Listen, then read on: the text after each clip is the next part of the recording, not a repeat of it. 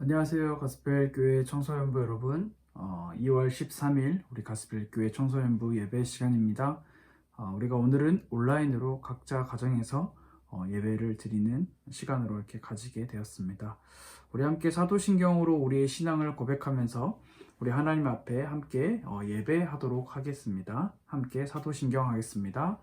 전능하사 천지를 만드신 하나님 아버지를 내가 믿사오며 그 외아들 우리 주 예수 그리스도를 믿사오니 이는 성령으로 잉태하사 동정녀 마리아에게 나시고 본디오 빌라도에게 고난을 받으사 십자가에 못 박혀 죽으시고 장사한 지 사흘 만에 죽은 자 가운데서 다시 살아나시며 하늘에 오르사 전능하신 하나님 우편에 앉아 계시다가 저희로서 산자와 죽은 자를 심판하러 오시리라. 성령을 믿사오며 거룩한 공회와 성도가 서로 교통하는 것과 죄를 사하여 주시는 것과 몸이 다시 사는 것과 영원히 사는 것을 믿사옵나이다. 아멘. 우리가 오늘 함께 나눌 하나님의 말씀입니다. 누가복음 13장 10절에서 17절 말씀. 누가복음 13장 10절에서 17절 말씀. 여러분 각자의 가정에서 성경책을 펼쳐서 말씀을 찾아보면 좋을 것 같습니다. 우리 누가복음 13장 10절에서 17절 말씀을 우리 각자 있는 그 자리에서 한 목소리를 한번 읽어봅시다. 시작. 예수께서 안식일에 한 회당에서 가르치실 때에 18배 동안이나 귀신 들려 앓으며 꼬부라져 조금도 펴지 못하는 한 여자가 있더라. 예수께서 보시고 불러 이르시되 여자여 내가 내 병에서 놓였다 하시고 안수하시니 여자가 곧 펴고 하나님께 영광을 돌리는지라. 회당장이 예수께서 안식일에 병 고치는 것을 분내어 무리에게 이르되 일할 날이 엿새가 있으니 그동안에 와서 고침을 받을 것이요 안식일에는 하지 말 것이니라 하거늘. 주께서 대답하여 이르시되 외식하는 자들아 너희가 각각 안식일에 자기의 소나 나귀를 외양간에서 풀어내어 이끌고 가서 물을 먹이지 아니하느냐. 그러면 18배 동안 사탄에게 매임받은 이 아브라함의 딸을 안식일에 이 매임에서 푸는 것이 합당하지 아니하냐. 예수께서 이 말씀을 하심에 모든 반대하는 자들은 부끄러워하고 온 무리는 그가 하시는 모든 영광스러운 일을 기뻐하니라. 아멘. 오늘 우리가 누가복음 13장 10절에서 17절의 말씀을 통해서 함께 나눌 수 있는 말씀의 내용은 이렇습니다. 예수님께서 안식일에 회당에서 말씀을 가르치고 계셨습니다. 그런데 그곳에는 자그마치 18년이라는 꽤나 엄청나게 긴 시간 동안 귀신 들려 자기의 몸을 스스로 펴지 못하는 상태, 꼬부라져서 있는 18년이라는 그 세월을 하늘을 쳐다보지 못하고 땅만 쳐다보는 이제 등이 이렇게 휘어버린 그런 상태인 걸로 추측이 되는데 그런 한 여자가 있었습니다. 예수님께서 그 여자를 보시고 그 여자를 불러서 그 여자의 병을 고쳐주십니다. 병 고침을 받은 여인이 하나님께 영광을 돌리는 장면도 성경은 기록을 하고 있어요. 그러나 거기서 스토리가 끝나는 게 아니라 한 사람, 성경은 회당장이라고 기록을 하고 있습니다. 이 한 사람이 나타나서 분을 내어 이야기를 합니다. 그 사람의 이야기가 무엇이냐면 우리에게 6일의 시간이 있는데 안식일을 제외한 다른 날의 시간이 있는데 왜 안식일에 사람을 고치는 일을 하느냐, 왜 안식일을 어기느냐라고 트집을 잡고 이제 그것이 잘못됐다라고 지적을 하는 것입니다. 따지는 것이죠. 그러자 예수님께서 그 회당장의 말에 반문을 하시죠. 뭐라고 이야기를 하시냐? 외식하는 자들아 라고 말씀을 하십니다. 그러면서 하시는 말씀이 너희는 안식일에 소나 나귀를 풀어내어 그 동물들에게 물을 먹이려고 가지 않느냐라고 이야기를 하시면서 이 사람에게 자그마치 18년이라고 된 이 귀신 들리고 마귀에게 사로잡혀 사단에게 사로잡혀 어려움을 당하던 이 여인을 고쳐주는 것이 문제가 되느냐라고 반문을 하시는 장면이 나타납니다. 오늘 이러한 스토리가 흘러가는 이 말씀의 내용을 통해서 우리가 함께 말씀을 조금 더 구체적으로 살펴보려고 합니다. 18년 동안 귀신 들려 앓고 몸을 펴지 못하는 여자, 어떻게 보면 오늘의 주인공 첫 번째 사람이죠. 이 여인의 상태는 허리가 굽어져서 혼자 일어서거나 머리를 들지 못하는 상태입니다. 우리가 여러분들이 한번 상상을 해보면 좋을 것 같은데, 자신의 그 허리가 구부러져서 이게 구부러져서 조금도 펴지 못해요. 이게 뭐 우리가 그 곱추라고 이야기를 하나요? 곱추. 이 허리가 완전 굽어 있는 사람 있잖아요. 뭐 이렇게 하늘을 쉽게 쳐다볼 수도 없고 계속 땅만 보고 살아야 되는 사람. 정확한 병의 의학적인 진단을 제가 의사가 아니니까 내릴 수는 없지만 아마도 이제 뼈의 퇴화, 이제 뼈가 제 기능을 하지 못하거나 혹은 근육의 마비, 근육의 신경성 마비가 있지 않나, 아니면 척추가 무슨 이렇게 다른 질병으로 인해서 이렇게 더 이상 제 기능을 하지 못한다라고 이렇게 이야기하는 사람들도 있던데, 아무튼 전체적인 어려움을 이야기를 하고 있는 것 같습니다. 우리가 이러한 이야기를 듣고 생각을 했을 때, 허리가 불편하면 사실 온몸이 불편한 건 너무나 당연한 내용이죠. 그런데 그뿐만이 아니라 우리는 손가락 조금만 다쳐도 몸의 전체가 불편하고 영향을 받잖아요. 그런데 이 여자는 허리를 전혀 펴지 못하고 몸을 펴지 못하고 땅에 거의 붙어서 사는 그런 여자였던 거죠. 사실 이렇게 정확하게 추측은 안 되지만, 그런데 이제 이 여자가 얼마나 오랜 시간을 그렇게 보냈느냐, 하루 이틀이 아니고 1년 2년도 아니고 자그마치 18년입니다. 18년이라는 18배라는 시간을 성경은 기록을 하고 있어요. 여기서 18년이 맞냐, 18년이 아니냐, 이게 정확하냐 라는 것에 주목하는 것이 아니라 이 여자가 긴 세월을 병으로 어려움을 겪었다라는 것에 우리가 주목을 하면 좋을 것 같고, 이러한 상황을 이렇다 설명을 할 수 있는 것은 사실 그렇게 많이 없어요. 근데 우리가 이 여자에 대한 상황을 딱 이야기를 들으면 생각나는 우리의 마음이 있죠. 최악의 상황이구나. 더 좋아질 수가 없는 최악의 상황인 거예요. 더 나빠질 수도 없어요. 18년이라는 긴 시간 동안 이 여자는 과연 어떤 인생을 살아왔을까? 우리는 추측도 할 수 없고 상상조차 할 수 없죠. 18년이라는 긴 시간은 어쩌면 우리에게는 별거 아닌 것처럼, 남의 이야기처럼 들릴 수도 있지만, 여러분들이 여기에 이 상황에 푹 빠져가지고 들어보면 좀 더 재밌을 것 같아요. 지금 청소년 시절에 여러분들이 있는데 제일 나이가 많은 친구들이 이제 19살이잖아요. 그러니까 우리 인생, 모든 인생을 다 땅을 보고 살아갔던 거예요. 하늘을 한 번도 바라볼 수 없어. 내 의지로, 내 두 다리로 걸어 다닐 수가 없어요. 몸이 그냥 아예 굽어져가지고, 쉽게 말하면 남들이 옮겨주지 않는 이상, 아니면 내가 이렇게 내 몸을 밀어서 움직이지 않는 이상 움직일 수가 없는 거죠. 완전 최악의 상황이죠. 이제 저도 말로는 이렇게 설명을 하고 있지만 완전 그 상황과 그 아픔이 공감되지는 않는 것 같아요. 그런데 그 여자가 예수님께서 가르치시는 그 회당에 있습니다. 이때가 안식일이라고 성경은 기록을 하고 있는데요. 예수님께서 그 여자를 보시고 그 여자를 불러서 병을 고쳐주시죠. 여자여, 내가 내 병에서 놓였다.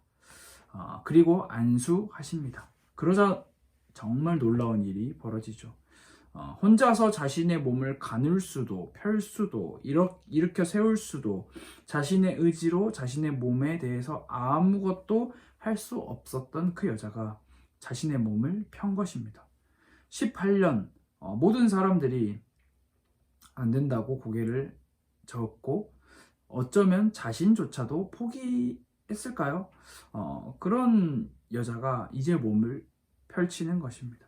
그 여자가 몸을 펼쳐서 제일 처음 한 행동, 성경은 뭐라고 기록을 하고 있냐면 하나님께 영광을 돌렸더라. 예수님의 고침을 통해서 이 여자는 하나님께서 예수님을 통해서 일하신다라는 것을 보셨고, 또 이 예수님이 하나님의 능력을 가지고 계신 참 하나님이라는 것도 알고 있었지 않았을까, 우리는 이렇게 생각을 해볼 수가 있습니다. 너무 아름답고 행복한 이야기, 저절로 우리의 입가에 미소가 띄어지는 그런 이야기죠. 그러나 이 이야기가 여기서 끝나지 않는다는 점도 우리는 또 주목을 해봐야 하는데요. 여기서 주인공 두 번째 사람이 등장을 합니다. 그 사람은 회당장이라고 성경은 기록을 하고 있는데요. 마치 18년 더 이상 좋아질 수도 없는 아주 안 좋은 그런 상황에 놓여 있던 한 여자가 예수님을 통해서 고침을 받았어요. 그럼 주변에 있는 사람들의 반응은 어때야 정상이죠? 진짜 정상적으로 생각을 했을 때 정말 내가 모르는 사람일 수도 있고 완전 남일 수도 있지만 그 같이 있는 그 자리에 있던 사람들의 반응이 두 가지로 나뉘었다고 성경은 또 이야기를 하고 있잖아요. 그것들에 대해서 못마땅해 하는 사람들이 있었다라는 거예요. 마치 내일 마냥 기뻐하고 축하한다, 함께 찬양하고 너 정말 다행이다, 정말 감사하다 라고 이야기를 해야 되는 게 인간적인 도리로, 인간적인 감정으로 당연하다라고 여겨지는데 그렇지 않은 사람들도 있었다라는 거죠. 어쩌면 우리의 공동체의 모습도 그런 모습이 있지 않나라고 생각이 되어졌는데요. 아픔을 나누고 함께 울고 또 함께 기뻐하고 함께 감사하는 그런 모습이 상실되어가는 오늘날의 우리 한국 교회와 우리 기독교 공동체의 모습 또한 약간 오버랩이 되었는데요. 이 장소에 그 회당의 대표입니다. 회당장은 그 회당장이 그냥 이야기하는 것이 아니라 분을 내요. 화를 내며 이야기를 하고 있어요. 막 따지는 거예요. 막 화를 내고 성질을 막 내는 거예요. 소리를 고래고래 지르는 거예요. 왜 안식일에 여기서 고침을 행하십니까? 성경은 회당장 한 사람을 이야기하고 있지만 이제 뒤에 또 성경 구절을 보면 그곳에는 회당장과 같은 마음을 하는 사람들이 있었을 거예요. 그가 화를 내는 이유는 안식일에 병을 고쳤다는 이유고요.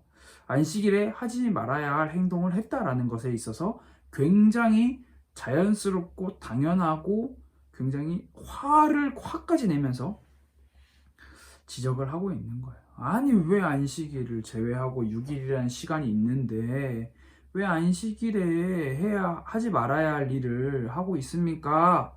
라고 화를 내고 성질을 내고 분노를 표출하고 있는 거죠.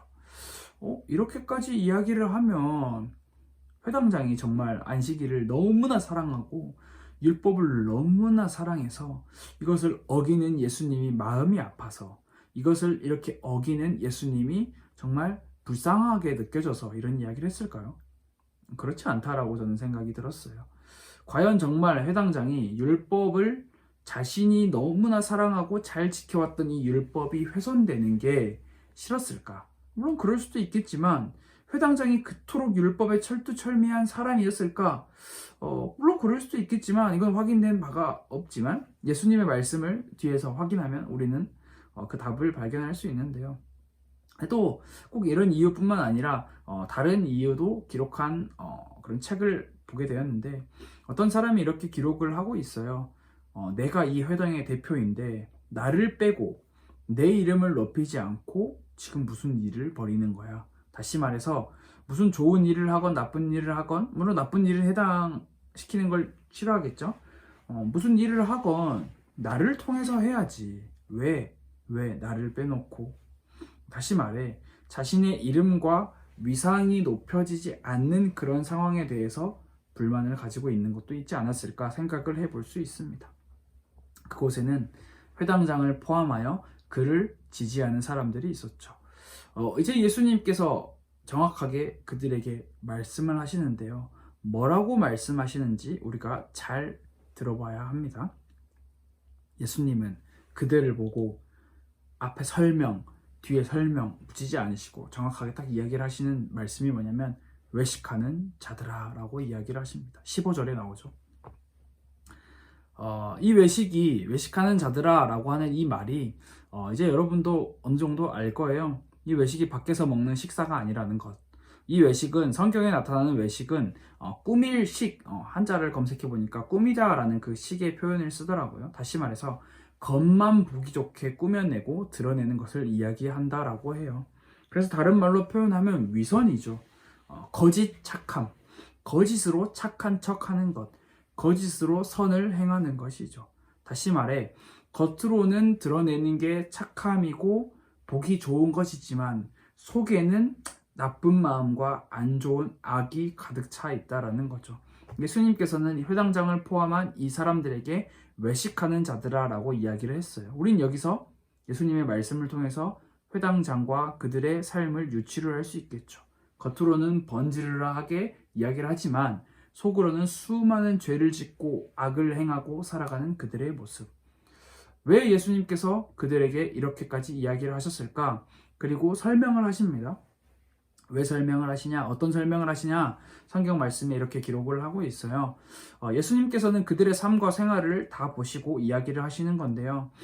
이 당시에 이들은 안식일 굉장히 중요했잖아요. 근데 그래서 이 안식일에 지키지 말아야 할 법들이 정말 많고 또 안식일에 지킬 수 있는 행동, 그러니까 쉽게 말하면 하지 말아야 할 것과 할 수 있는 것들에 대한 법을 자신들의 제도를 만들어 놓은 건데요. 이들은 안식일을 굉장히 철두철미하게 지켰기 때문에 하지 말아야 할 행동들이 정말 많아요. 그런데 약간 관용적이고 넓은 마음을 쓰는 것처럼 해도 되는 행동들에 대해서 일정 제도를 만들어 놨는데 거기에 이제 동물들 이야기를 예수님께서 하시죠. 뭐 소와 나귀를 끌어서 물을 마시는 데까지 데리고 가지 않느냐 이런 말씀을 하시는데 왜 이런 말씀을 하시냐? 이 사람들이 동물들에게는 굉장히 관용적이고 넓은 마음을 쓴다라는 거예요. 물론 뭐 소나 나귀의 등 위에 짐을 올리면 안 된다라는 이런 제한된 제도가 있었고 또 일정 거리 이상 걸어갈 수 없다라고 하는 이런 제한된 제도가 있긴 했지만 그들은 동물은 학대하면 안 된다. 동물들이 목이 마르면 스트레스를 받기 때문에 그러면 안 된다. 우리는 동물들을 학대하지 않고 말을 하지 못하는 동물들에 있어서 함부로 하지 않는다. 굉장히 관용을 베푸고 넓은 마음을 우리는 동물을 사랑하는 사람들이야 마치 이런 것처럼 융통성 있게 하자라고 하는 것처럼 그런데 상당히 재밌는 내용이죠. 물론 동물과 사람을 비교하는 그런 성경 말씀은 아닌데요. 동물들에게는 그렇게 관용을 베푸고 아량을 베푸고 자신들의 넓은 마음을 마음껏 뽐내지만 사람에 대해서는 왜 이렇게 엄격할까요? 이 사람들은 사람에 대해서 전혀 융통성도 없고 관용이 없었어요. 다시 말해 사랑도 없었고 용서도 없었고 배려도 없었어요. 그것을 우리는 성경 말씀을 특히 예수님께서 사역하셨던 사복음서의 말씀을 통해서 많이 확인을 할 수 있었는데 주로 바리새인, 서기관, 사두개인들, 이런 사람들, 유대인들 주로 이런 사람들이 예수님이 소외되고 죄인들 자신들이 표현할 때 죄인들을 찾아가셨을 때 굉장히 불만을 표출했죠. 그들에게는 사랑도 없었고 용서도 없었고 배려도 없었고 그래서 이 회당장도 이야기를 하는 거예요. 야 너희들 병 고치러 온 너희들 병 고침 받으려고 온 너희들 6일이 있지 않냐 그때 와라 오늘은 안식일이라서 안 된다 이렇게 이야기를 하고 있는 거예요. 아니 동물은 목이 마르다라고 하면 그 동물을 끌고 가서 그 동물에게 물을 먹이는 건 가능한데 사람이 몸이 아파서 고침을 받으러 나왔는데 오늘은 안 된다 내일은 된다 이걸로 이렇게 나누고 있는 거죠. 그것을 예수님께서 정확하게 지적을 하고 계시는 거예요. 너희는 동물들에게 물을 먹이기 위해서 동물을 데리고 가지 않느냐. 그런데 자그마치 18년 동안 어려움을 당하던 사단 마귀에게 어려움을 당하던 아브라함의 딸 사람 하나님의 백성에게 그의 병을 고쳐주는 것이 율법을 어겼다고 너희가 지금 그것을 지적하는 것이냐. 너희의 마음은 완전 위선이고 완전 외식하는 자구나 이야기를 하시는 거예요. 이 예수님 활동하셨던 이 시대 당시에 수많은 사람들이 주로 유대인, 바리새인, 서기관, 사두개인들 이런 사람들이 이야기를 많이 했어요. 율법, 모세의 율법, 하나님께서 우리에게 주신 안식일. 그래서 외쳤죠. 율법, 안식일. 그것을 지키지 못하면 완전 소외된 사람, 죄인 사람, 같이 이 삶을 살아갈 수 없는 사람인 것처럼. 그래서 오히려 그렇지만 그 안에서 자기들이 지킬 건 지켰지만 정말 예수님께서 몸소 보여주셨던 소외되고 어렵고 병들고 고난당하는 자들에 대해서는 굉장히 냉정했죠. 냉소적이었죠. 아, 저들은 안 돼. 저들을 도와줄 생각은 안 했어요. 그냥 안 돼. 저들은 죄인이야. 가까이 하지 마. 더러워. 오염돼. 저주받아. 그래서 예수님께서 병든 자, 뭐 여자, 그 당시 소외된, 그 다음에 뭐 직업적으로 상당히 외면받는 세리 이런 사람들에게 다가가셨을 때 그들은 손가락질했죠. 아, 죄인과 함께한다. 죄인과 함께한다. 안 되겠는데? 우리와 함께 해야 되는데? 그러면서 자기들의 마음속에는 이런 마음이 있었죠. 우리는 괜찮아. 우리는 쟤들과 달라. 우리는 깨끗해. 우리는 율법도 잘 지키고 안식일도 잘 지켜. 그러나 결국 그들은 예수님의 말씀 앞에 어떻게 되죠? 오늘 성경 말씀 17절에도 기록을 하고 있는데 예수님의 그 진리, 말씀 앞에 부끄러움을 당하게 되었다라고 성경은 이야기를 하고 있어요. 예수님의 말씀 앞에 부끄러움을 당했다라는 것은 결국 자기들의 말이 옳지 않다라는 것을 자기들 스스로 느낀 거죠. 이런 오늘 말씀의 내용이 이 스토리가 이렇게 흘러가는데요. 우리는 이 말씀을 통해서 우리의 신앙을 다시 조금 돌아볼 필요가 있다라고 생각이 되어지는데 여러분 혹시 여러분들 신앙생활을 자이든 타이든 우리가 지금 함께 신앙생활하는 공동체에 속해서 신앙생활을 하고 있잖아요. 여러분들 혹시 신앙생활을 하고 있는데 무엇에 의지하면서 신앙생활을 하고 있나요?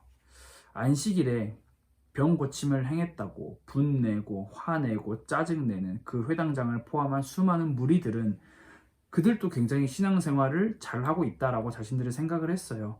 그런데 무엇에 의지하며 신앙생활을 했냐? 그들은 율법, 제도에 의지하며 신앙생활을 한 거죠. 물론 율법을 지키고 제도를 잘 지키는 것이 나쁘다라고 이야기하는 건 전혀 아니에요. 당연히 율법은 지켜야 하고 제도도 이 사회가 구성되고 움직이기 위해서는 지켜야 할 필요가 있으니까요. 그런데 율법과 제도가 그들의 삶을 포함한 신앙의 모든 것들을 다 흡수해버린 거죠. 다시 말해서 율법 제도만 잘 지키면 내 삶은 어떻게 살아도 돼, 어떻게 살아도 상관없어 라고 이야기를 하는 것인데요. 이 율법과 제도가 잣대가 되고 기준이 되어서 다른 사람들을 선을 그으며 살았어요. 그들을 돕고 섬기고 베풀지도 않았고요. 그래서 그들은 굉장히 냉정했죠. 사람에 있어서. 동물에게 있어서는 그렇게 관대하며 관용을 베푸는 것처럼 보였지만 연약한 사람들, 병든 자들 굉장히 냉정했습니다. 하나님을 사랑하고 이웃을 사랑하라는 그 계명 전혀 지키지 않았고요.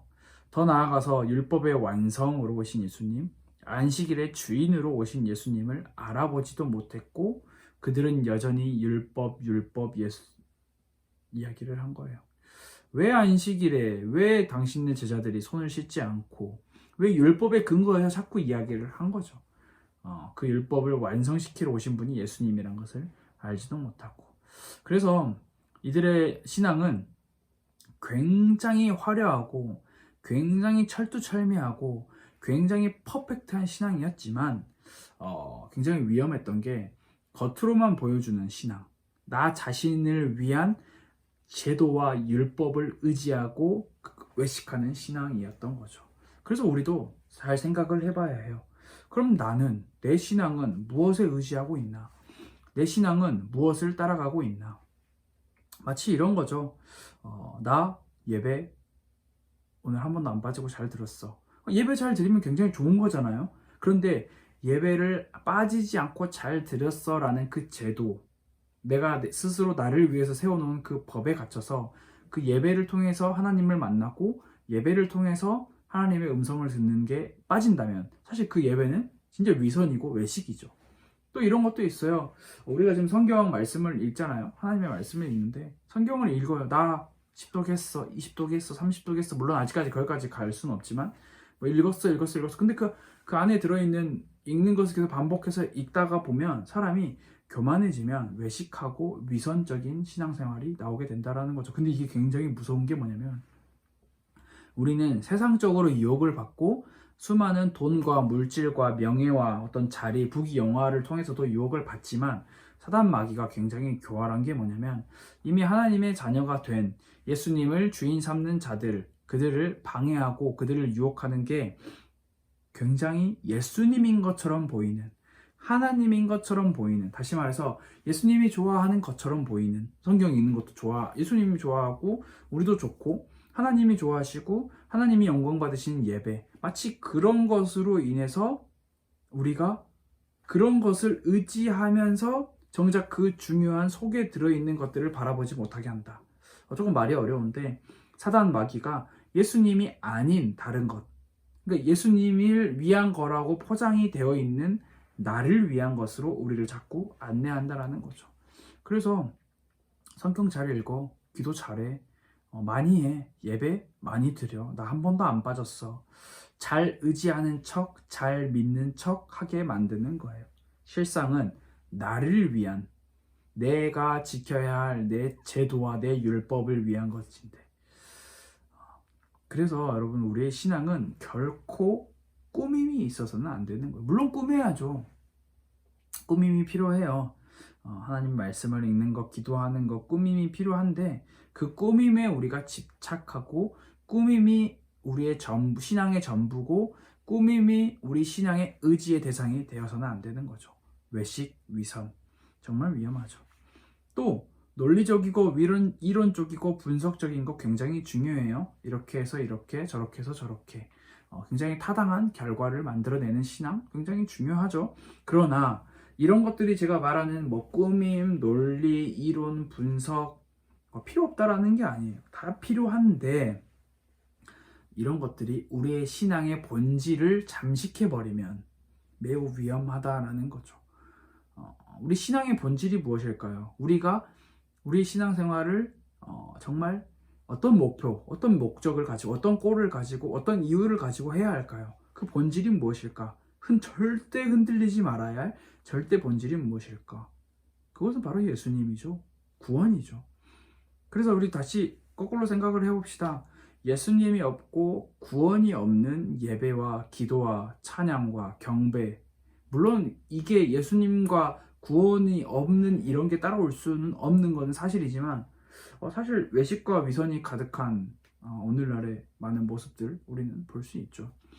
잘하지 겉으로만 밖으로만 보여주는 걸로만 잘하는 것으로는 우리의 신앙을 온전히 지킬 수 없다라는 것.